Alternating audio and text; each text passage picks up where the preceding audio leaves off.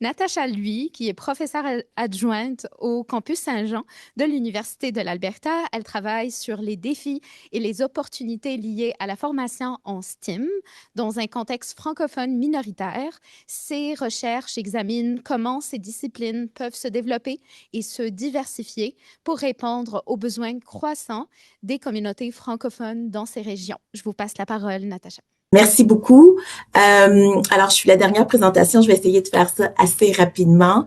Euh, alors, aujourd'hui, je vous présente une recherche qui a été faite en 2022 pour la CUFC.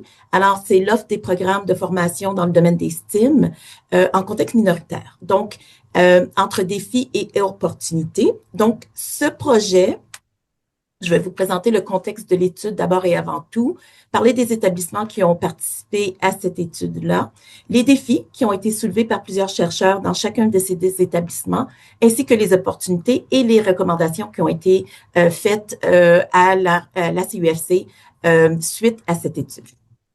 Donc, en parlant du contexte, c'est une étude qui a été conduite durant la pandémie en 2022, qui faisait partie des objectifs de la CUFC d'avenir du français en éducation 2036. Donc, j'étais à l'époque à l'Université d'Ottawa. Maintenant, je suis rendue à l'Université de l'Alberta au campus Saint-Jean. Et cette étude a été faite, entre autres, en faisant la recension de toute l'interface de chacune des universités en contexte minoritaire, c'est-à-dire l'offre des cours dans le domaine des STEAM pour chacune des universités, donc le site Internet, aussi l'usabilité, l'interface que les étudiants ont quand ils font leur demande d'admission, comment ils font pour repérer l'information, s'inscrire et ainsi de suite. Et au total, nous avons été capables de voir quelles étaient les forces et les défis de certaines de ces institutions quand venait le temps d'offrir des programmes en français dans le domaine des STEM. Alors, une chose qui était a priori qu'il fallait vraiment établir, c'est que les établissements scolaires, que ce soit au primaire et par la suite au postsecondaire, contribuent énormément à l'autonomie culturelle de leur communauté en contexte minoritaire, renforcent le leadership de ces communautés-là et surtout préparent les futurs agents qui auront à œuvrer dans ces communautés-là. Parce qu'il ne faut pas oublier que il y a des gens qui vivent, qui ont besoin des services en santé, des besoins en éducation, ainsi de suite. Et ces jeunes qui décident d'aller dans le domaine des STEAM vont pouvoir œuvrer et servir ces communautés-là en français. Alors, il importe ainsi que l'offre des programmes de formation à l'enseignement dans le domaine des STEAM puisse soutenir et renforcer la vitalité de ces communautés, leur permettant ainsi d'assurer leur pérennité. Donc, en termes des établissements, il y a eu 12 établissements qui ont participé à l'étude. Plusieurs établissements, bien évidemment, ils sont très divers, ces établissements-là, et leurs enjeux sont très différents. Mais en général, les défis et les opportunités étaient sensiblement les mêmes. Je parlais pas nécessairement de la méthodologie comme telle, mais ce qu'on a fait, c'est qu'on a étudié, d'abord ce que l'offre était sur les sites web, comment les gens naviguaient autour de leur site d'admission et ainsi de suite. Et aujourd'hui, je vais vraiment focusser la présentation sur l'offre comme telle. Et une fois que les étudiants sont inscrits à leur programme, qu'est-ce qu'il y en est? Quelles sont les difficultés? Quelles sont les opportunités qui s'en sortent? Donc, il y avait une grande diversité des contextes qui a rendu l'étude un petit peu difficile. Aussi des effectifs. Donc, comme Madame Cardinal a mentionné tout à l'heure, en général, les petites universités en contexte hors Québec ont environ en bas de 1000 étudiants en général, à part l'Université de Moncton, bien évidemment. Donc, de certains établissements et des programmes qui sont offerts. Donc, en termes de formation des enseignants, formation à l'enseignement dans le domaine des STEAM, on pouvait voir que ça attire beaucoup d'étudiants. Donc, l'éducation, c'est dans chacune des petites universités en contexte minoritaire francophone, c'est le programme en général qui est le plus en demande. Pour certains de ces établissements qui desservent les petites communautés francophones, ils n'ont pas le choix, quand ils n'ont pas beaucoup d'effectifs, de s'associer avec une plus grande université homologue pour offrir certains des cours en anglais. Et c'est là que devient le problème un petit peu, parce que souvent, ces étudiants-là vont décider de faire tout leur parcours du côté anglophone plutôt que d'avoir des cours en français et avoir des cours en anglais. Donc, souvent, il y a le problème du choix, c'est-à-dire décider si on poursuit nos études en français. C'est un grand dilemme pour les étudiants de faire toutes leurs études en français, ce qui exige pour certains étudiants de déménager complètement, parce qu'il ne faut pas oublier que dans ces petites communautés-là, l'effectif des francophones est quand même assez petit, mais la démographie est dispersée. C'est-à-dire qu'il y en a beaucoup d'étudiants ou des personnes qui parlent le français qui sont dispersés, donc qui sont en région éloignée aussi. Donc, ça a été relevé comme étant aussi un défi. Donc, en termes de défis, on a consulté la plupart des professeurs dans le domaine de l'éducation qui offraient des cours en didactique des mathématiques, didactique des sciences, aussi en biologie et ainsi de suite. Et souvent, ce qui est arrivé, les défis qui étaient soulevés étaient souvent liés au programme qui était chargé et condensé. Donc, étant une professeure en didactique des sciences ici, on le voit chez nos étudiants, on a 2 programmes, c'est-à-dire un programme après diplôme où les étudiants qui ont déjà un baccalauréat vont pouvoir suivre une formation en enseignement, formation à l'enseignement après leur diplôme. Donc, on appelle ça le programme d'études après diplôme. Et on a le programme d'études de formation de 4 ans. Le programme de formation après diplôme est de 2 ans. Et le programme de formation régulier est de 4 ans. Pour le programme de formation qui est chargé, surtout, c'est celui de programme après diplôme, c'est-à-dire qu'il est condensé, incluant aussi les stages. Et c'est un grand défi parce que souvent, on se rend compte que les étudiants ont beaucoup de cours et n'ont pas beaucoup de temps pour consolider leurs apprentissages, surtout quand on parle d'aller dans le milieu de la pratique et de faire des stages, ce qui peut causer souvent des problèmes. En contexte minoritaire, un des défis, puis ça nous a amené à se poser des questions, pas nécessairement seulement sur la formation à l'enseignement dans le domaine des STEM, mais aussi l'offre des programmes en biologie, l'offre des programmes en physique, en mathématiques et ainsi de suite. Et on s'est aperçu qu'il y avait une moins forte demande pour la formation au secondaire, notamment pour les cours en physique. Et on le voit ici. Au campus Saint-Jean, les cours de physique sont très peu en demande. Ce qui arrive, c'est que peu de gens sont formés dans le domaine de la physique, peu d'enseignants enseignent la physique, et c'est un cercle qui continue comme ça, et on forme de moins en moins de jeunes en français qui vont aller compétitionner au niveau international et même national dans le domaine de la physique, par exemple. Si on pense à la robotique, qui est un grand domaine présentement, à l'intelligence artificielle, on a très peu de personnes dans le domaine en français qui vont se diriger dans les contextes minoritaires, qui vont se diriger dans ces disciplines-là en français. Un autre enjeu qui a été soulevé comme étant très difficile, c'est au niveau des admissions.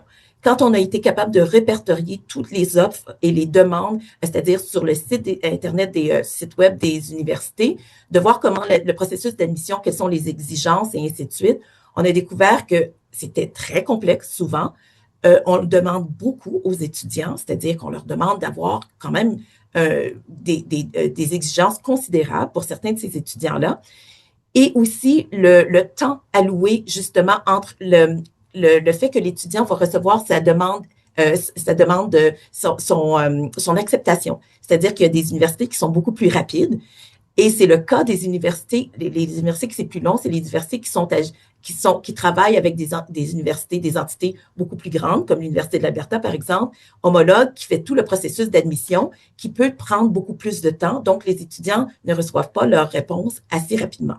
Donc, on avait on a soulevé ce défi-là au niveau des admissions en termes des exigences qui sont très demandantes pour les étudiants, mais aussi du processus d'acceptation qui peut être aussi lent. Les compétences linguistiques qui ont été soulevées toute la journée aujourd'hui aussi, qui est un problème souvent quand on parle justement du contexte d'immersion où les personnes étudiantes font l'effort de suivre toute leur scolarité en contexte d'immersion, acquérir la langue, et quand ils arrivent pour vouloir poursuivre dans la langue du français qui n'est pas nécessairement la leur, souvent on leur demande d'avoir des compétences linguistiques qui ne sont pas nécessairement réalistes, considérant leur parcours académique. Donc, on va voir tout à l'heure pour les opportunités, qu'est-ce qu'on suggérait aussi pour les recommandations. Au niveau de la formation continue, il y a très peu d'offres de cours en formation continue en contexte minoritaire. Et ça a été révélé que ça serait une avenue très intéressante pour les universités en contexte minoritaire de favoriser la fidélisation des personnes qui ont terminé leur baccalauréat, par exemple, et de poursuivre la formation continue, qui est une avenue très intéressante pour pour les établissements en contexte minoritaire, parce qu'on le sait souvent, les enseignants ou les personnes, même les infirmières, vont vouloir aller faire du développement professionnel, souvent dans des institutions qu'ils connaissent déjà. Donc, ça, c'est une avenue dans les recommandations qu'on a soulevées comme étant quelque chose d'intéressant.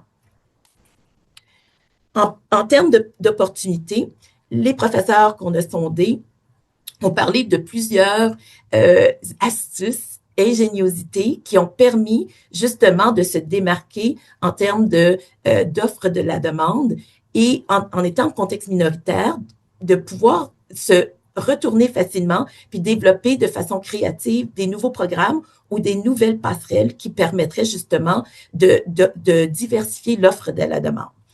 Par exemple, je pense entre autres à l'Université Laurentienne qui ont développé un programme concomitant, c'est-à-dire que des étudiants qui décident d'aller poursuivre des cours en biologie, par exemple, pourraient suivre en même temps des cours en éducation, juste au cas où, plus tard, ils seraient intéressés à faire de la formation. Donc, au lieu de juste faire le cours de biologie puis de se rendre compte à la fin d'un bac qu'ils sont intéressés par l'éducation, ils peuvent le faire en même temps, c'est-à-dire de façon simultanée. Il y a aussi, bien évidemment, les cours en ligne qui se sont développés durant la pandémie, par exemple. Ici, au campus Saint-Jean, on a développé un programme de cours satellite qui est offert à partir de Calgary, mais qui rejoint plusieurs étudiants dans les régions éloignées qui ont besoin d'être soutenus dans leur formation, que ce soit en éducation, que ce soit en sciences infirmières, que ce soit en biologie, mais c'est une belle avenue en termes de l'offre des cours qui se font complètement en ligne ou de façon hybride, bien évidemment. Au niveau des profils, ça a été sorti comme étant une opportunité. La diversité plutôt qu'un défi. La diversité des profils des étudiants et les parcours des personnes étudiantes. On sait très bien, on reçoit beaucoup de personnes étudiantes qui viennent des étudiants internationaux. On a des personnes étudiantes c'est une deuxième carrière, donc qui sont des parents. On a aussi les personnes étudiantes qui viennent de l'immersion, ainsi que les étudiants que leur langue maternelle est le français. Donc, ça favorise énormément pour l'émergence et la facilité ça pousse justement à diversifier et à trouver des façons créatives de diversifier l'offre des programmes, mais aussi d'accompagner ces étudiants de façon beaucoup plus ciblée. Finalement, au niveau des encadrements, on le sait, en contexte minoritaire, une des forces, c'est vraiment l'encadrement. On a des plus petites classes et on peut suivre les étudiants de façon plus personnalisée, ce qui favorise finalement la fidélisation de ces étudiants-là que moi, je revois plus tard dans les cours de maîtrise et qui décident de rester à l'université, justement au campus Saint-Jean, parce qu'ils ont apprécié leur expérience et ils sont vraiment favorables à vouloir continuer et rester au niveau de le même établissement. Comme je l'ai mentionné tout à l'heure, la créativité et l'innovation pédagogique, il y a plusieurs universités, dont l'Université Laurentienne, l'Université de Moncton, qui ont décidé d'aller vers une voie beaucoup plus disciplinaire, c'est-à-dire la didactique, au lieu de donner juste des cours de didactique des sciences, didactique des mathématiques au niveau monodisciplinaire. À la fin du parcours, les étudiants ont un cours de didactique interdisciplinaire permettant justement de faire des liens entre les disciplines scientifiques et ce qui favorise vraiment les étudiants en termes de recherche d'emploi. Ce cours-là est vraiment favorable, ils le disent, au niveau quand ils font reconnaître ce qu'ils ont fait dans leur parcours académique. C'est un cours didactique interdisciplinaire qui est souvent soulevé comme étant une force. Alors, en termes de recommandations, on a fait certaines recommandations, par exemple, au niveau des exigences d'admission qui devraient être uniformes. C'est-à-dire que pour les étudiants, par exemple, internationaux qui naviguent sur les sites Internet, c'est très difficile pour eux, souvent, de comprendre le jargon d'une université à l'autre. Pourtant, on a observé que c'était les mêmes cours, mais qu'il n'y avait pas nécessairement les mêmes les mêmes titres. C'est pas obligé d'avoir les mêmes sigles, mais d'avoir le même jargon qui faciliterait énormément le choix pour ces étudiants internationaux qui essaient vraiment de naviguer à travers différents sites Internet quand il vient le temps de faire le choix au niveau des établissements qui veulent poursuivre leurs études universitaires. Certaines exigences devraient aussi être revues parce qu'on a observé, ça c'est en 2022 bien évidemment, on a observé en consultant la plupart des sites web qu'il y avait des exigences qui étaient un peu désuètes, un peu, et qui n'étaient pas nécessairement actualisées par rapport et davantage centrées sur les réalités du milieu. Donc ça, c'était une des recommandations qu'on a faites. Au niveau d'augmenter l'offre, c'est l'offers, mon ordinateur va automatiquement vers l'anglais. C'était pas une faute voulue, mais bon. Augmenter l'offre des programmes de formation continue. Parmi tous les professeurs qu'on a rencontrés, on en a rencontré plusieurs en ligne, c'était une des avenues que les professeurs soulevaient comme étant une avenue intéressante, c'est-à-dire offrir des micro-programmes ou de la formation continue, développement professionnel qui permettrait aux personnes étudiantes de poursuivre leur formation sans nécessairement s'inscrire aux études supérieures, mais que souvent ces passerelles-là ouvrent vers le désir de suivre des études supérieures par la suite. En termes d'amélioration de l'offre des cours de programmes dans le domaine des STEM en français, en vue de rejoindre une plus grande démographie, bien évidemment, les communautés en régions éloignées, l'enseignement à distance et hybride s'était soulevé comme étant une avenue qui avait beaucoup de potentiel et on le voit de plus en plus depuis la pandémie, qu'il y a beaucoup d'offres de cours en ligne. On pense entre autres à l'UOF qui offre la plupart de ses cours en ligne et qui dessert une population vraiment souvent qui ne peut pas faire justement le voyagement et qui peut poursuivre leurs études. Miser sur la richesse qu'apporte la diversité au programme de formation, bien évidemment. Puis, ça a été soulevé régulièrement que les personnes étudiantes provenant d'ailleurs sont une richesse pour les élèves et pour la société, non seulement pour augmenter la francophonie, mais aussi pour apporter une richesse au niveau de leurs compétences, mais aussi de toute leur trajectoire et de leurs expériences qu'ils amènent et pour valoriser aussi la diversité au niveau des élèves. Et c'est à peu près ce qu'on a pu soulever en termes de recommandations. J'ai pas tout mis ce qui était dans le projet ou dans l'étude, mais c'était en gros ce qui était ressorti. Alors, je vous remercie beaucoup pour votre écoute, même si j'étais la dernière à passer et c'était une longue journée. Je vous remercie beaucoup et c'est terminé pour moi.